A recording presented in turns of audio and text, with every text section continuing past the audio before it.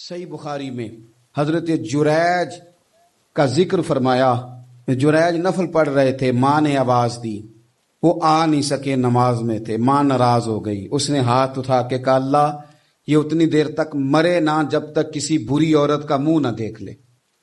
کسی اور کی دعا کے لیے سند نہیں ہے کہ وہ تیرے حق میں ضرور قبول ہوگی، لیکن ماں باپ کی دعا کے لیے میرے نبی پاک نے سند بیان کی ہے.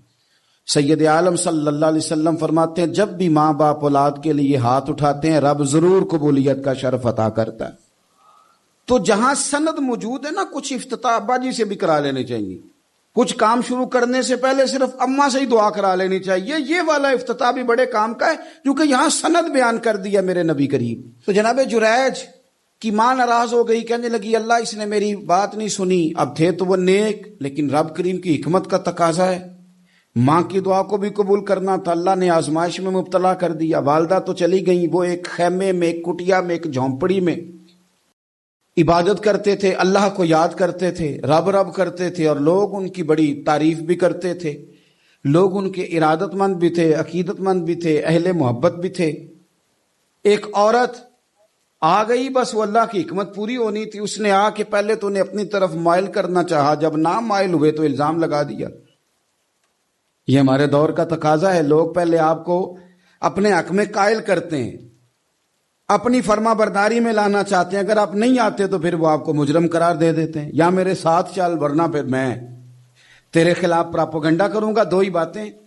پہلے اس نے قائل کیا، جب جناب جنید قائل نہ ہوئے تو اس نے قریب ایک چرواہا تھا، اس چرواہے کے ساتھ جا کے منہ کالا کیا. مقررہ وقت پہ بچہ پیدا ہو گیا. لوگوں نے کہا کس کا ہے؟ کہنے لگی اس خانقاہ میں، اس حجرے میں عبادت کرنے والے کا ہے. اگر کسی دیندار پر ذرا سا بھی الزام لگ جائے تو آپ یقین کریں کہ بڑے بڑے خوفناک لوگ بھی نیک ہو جاتے ہیں. جن کا اپنا سارا ماضی کالا سیاہ ہو وہ بھی اجالوں کے راہبر بن جاتے ہیں. جن کی اپنی زبانیں ساری زندگی آلودہ رہی ہوں وہ بھی بڑے بڑے اعلیٰ سچ بولنے لگتے ہیں. اعلیٰ کچے میرے مکان کی دیوار کیا گری، لوگوں نے تو میرے صحن میں رستے ہی بنا لیے.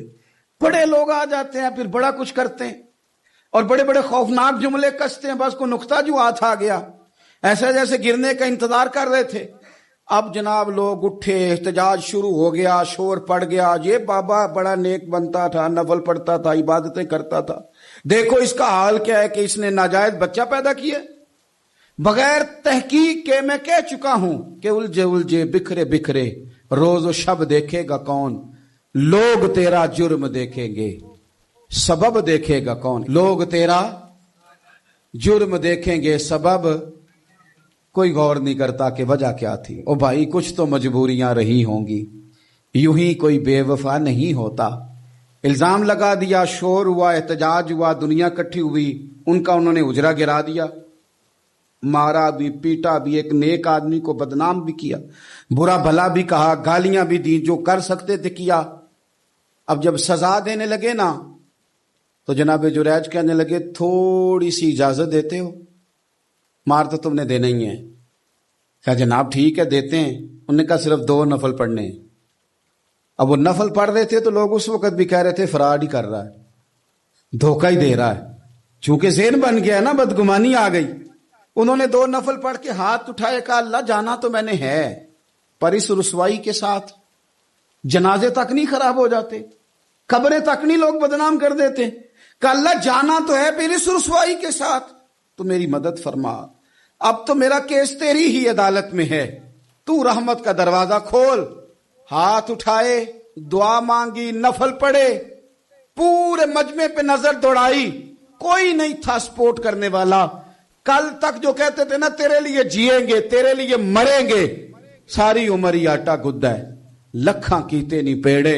اب وقت آیا ہی تے محمد بخشا کوئی نہیں ہو بیٹھا نیڑے. ایک بندہ بھی نہیں تھا، ووٹر سپورٹر ساتھ دینے والا کوئی نہیں تھا. تو جناب جنید بچے کی طرف اشارہ کر کے کہنے لگے کوئی نہیں بول رہا، تو ہی بول کے بتا دے تیرا باپ کون ہے، تو ہی بول کے بتا دے کون ہے.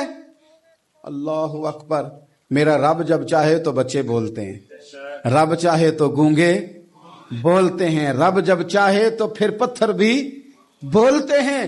جب کہا نا تو ہی بتا تو بچہ بولا. اور بول کے کہنے لگا میرا باپ جریج نہیں، میرا تو وہ ہے جو بکریاں چرانے والا ہے۔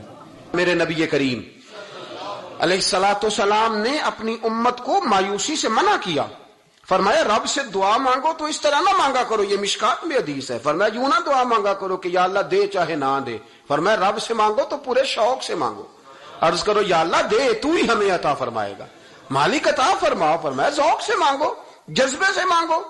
ہمارے ہاں استاد دو قسم کے ہوتے ہیں، ایک ٹیچر کی ڈیوٹی ہے اسکول جانا، اس نے کوشش کرنی ہے کہ اگر کوئی موقع مل جائے بھاگنے کا تو اسکول سے نکل جاؤں، کوئی چکر چل جائے تو۔ میں بھی چھوٹا سا استاد ہوں تو استاد ناراض نہ ہو مجھ سے، سمجھ لے میں اپنی تربیت کے لیے بات کر رہا ہوں، تو کسی طریقے سے نہ کوئی چکر چل جائے، کوئی فارم چلو مل جائے، سائن کرانے چلے جاتے ہیں، کوئی ایسا چکر چل جائے صحیح نکل جائیں، یہ ایک استاد ہے۔ ایک استاد ہے اسے شوق ہے، اسے ذوق ہے پڑھانے کا، وہ جب دیکھتا ہے نا کہ یہ کچھ بچے کمزور ہیں تو وہ کہتا ہے تم نے سیکنڈ ٹائم میرے پاس بیٹھنا ہے مفت بغیر ٹیوشن کے۔ میں نے دیکھے ہیں یہ لوگ، میں نے دیکھے ہیں، استاد اوور ٹائم دیتا ہے، ٹھیک کہہ رہا ہوں جی میں؟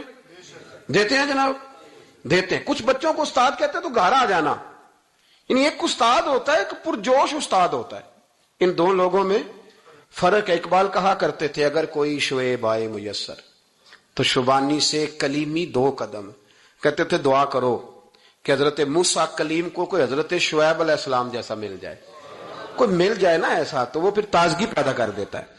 تو کچھ پرجوش، امام مالک رحمت اللہ علیہ کے ایک شاگرد کہتے ہیں کہ میرے استاد جو تھے وہ بڑے پرجوش تھے، علم پڑھانے میں شوق ہوتا ہے پڑھانے کا۔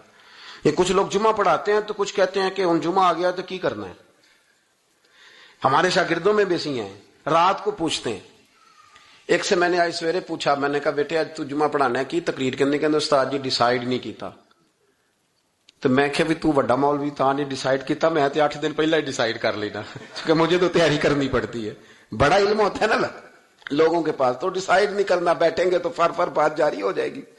کہنے لگا نہیں وہ میں نے کہا خدا کے بندے کہتے ہو لوگ آخر میں آتے ہیں، تم بتاؤ تم تو تیاری آخر میں شروع کرتے ہو، کچھ خدا کا خوف کریں بھائی۔ ایک استاد ہوتا ہے ایک پرجوش۔ امام مالک کے شاگرد فرمانے لگے کہ ہمارے استاد پڑھانے میں بڑے باذوق تھے، ان کا جذبہ رہتا تھا پڑھانے کا اور کتاب سے وابستہ رہتے، پڑھنا پڑھانا مسائل دریافت کرنا، یہ شعبہ ہے نا جی ہمارا۔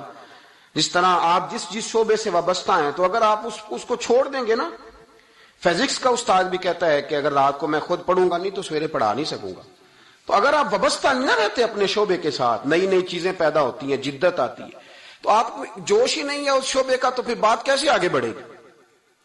تو کہتے ہیں امام مالک بڑے جب بیمار ہو گئے شدید تو شاگرد کہتے ہیں میں تیمارداری کرنے گیا، تو میں نے جب دیکھا تو مجھے چہرہ دیکھ کے سمجھ آئی کہ امام مالک کا اب آخری وقت ہے، بڑے کمزور ہو گئے اور معدے میں اور پیٹ میں اتنی تکلیف تھی کہ انہیں دودھ پلایا جا رہا تھا چمچ کے ساتھ، پیالے کے ساتھ، صرف دودھ پی سکتے تھے، کمزور ہو گئے۔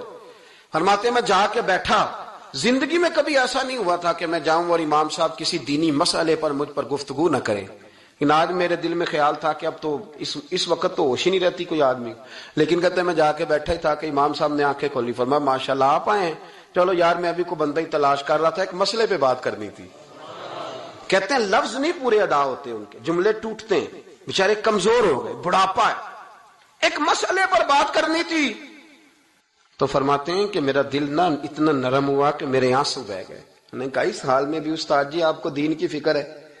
کہنے لگے یار ایک آدمی نے مسئلہ پوچھا ہے تو اس کو حل کر کے دینا ہے، یہ رسول اللہ کا دین ہے، علماء کی ذمہ داری ہے آسان کر کے لوگوں تک پہنچائیں، ہر آدمی اس تک تو میں نے وہ دینا ہے، یہ میری وفا ہے اپنے مذہب کے ساتھ، آخری دم تک دینا۔ میں اپنی حیاتی تو قربان تھی وہاں، میری محمد بکیندے گزر گئی، یہ کرنا ہے کام، لوگوں کو آسان کر کے دین پہنچانا ہے۔ فرماتے ہیں کہ میں نے کہا استاد جی فرمائیں، کہنے لگے یار یہ حج کے موقع پر جو رمی جمار ہوتی ہے، جمرے کو شیطان کو کنکر مارے جاتے ہیں، پوچھنا یہ ہے کہ دونوں طرح سے سنت ہے، پیدل بھی مار سکتے ہیں سواری پہ بھی، تو یہ بتا کہ پیدل افضل ہے یا سواری پہ افضل ہے؟ تو کہتے ہیں میں نے کہا استاد جی میرا خیال ہے پیدل افضل ہے، لوگوں کو تکلیف کم ہوگی۔ تو کہنے لگے نہیں تو نے غلط کہا ہے، کھانا نہیں کھایا جا رہا، لیکن اب استاد ہیں تو جوش کتنا ہے، فرمانے لگے تو نے غلط کہا۔ کہتے ہیں میں نے کہا پھر استاد جی سواری پہ افضل ہے اگر پیدل افضل نہیں؟ کہنے لگے نہیں تو نے پھر بھی غلط ہی کہا ہے۔ کہتے ہیں میں نے کہا حضور دونوں طرح غلط ہے تو صحیح کیسے ہے؟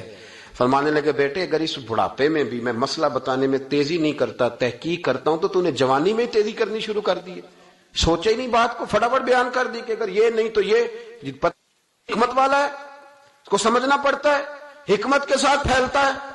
کہتے میں نے کہا استاد جی حکم کریں، پھر آپ بتائیں کیسے افضل ہے۔ فرمانے لگے مستحب ہے، اچھا عمل ہے کہ ایک شیطان کو کنکر مار کے تو دعا مانگی جائے، اور اتنی دیر مانگی جائے جتنی دیر میں انسان 20 آیات قرآن پاک کی پڑھ لیتا ہے، اور یہ مستحب عمل ہے، یعنی کرے تو ثواب ہے، نہ کرے تو گناہ نہیں۔ مستحب ہے کہ دوسرے کو کنکر مار کے پھر دعا مانگی جائے، تیسرے کو کنکر مار کے کھڑے نہیں ہونا، دعا مانگتے مانگتے چلے جائے۔ تو فرمانے لگے مسئلہ سن، جس نے چونکہ مستحب ہے مانگے چاہے نہ مانگے، تو جس نے تو کنکر مار کے دعا مانگنی ہے نا، اس کے لیے افضل یہ ہے کہ وہ پیدل کنکر مارے، اور جس کا ارادہ دعا مانگنے کا نہیں نا، اس کے لیے افضل یہ ہے کہ وہ سواری پہ بیٹھ کے کنکر مارے۔ تو دونوں جہتیں بدل جائیں گی۔ فرماتے ہیں اس بڑھاپے اور کمزوری میں نے امام مالک کی وہ فقاہت دیکھی، اور فرماتے ہیں جب فارغ ہو کے نا امام مالک سے میں باہر نکلا، سلام لے کے میں دروازے پہ پہنچا تھا، ابھی کمرے کے دروازے پہ امام صاحب نے بلند آواز سے کلمہ پڑھا اور ان کی روح پرواز کر گئی، بلند آواز سے کلمہ پڑھا، روح پرواز کر گئی۔ اتنا دین کا جذبہ، شوق، اتنا طبیعت کے اندر درد دین کے لیے کہ آخری وقت تک مسائل دین میں غوطہ زنی، کس طرح کر کے امت کو آسان دین پہنچایا جائے۔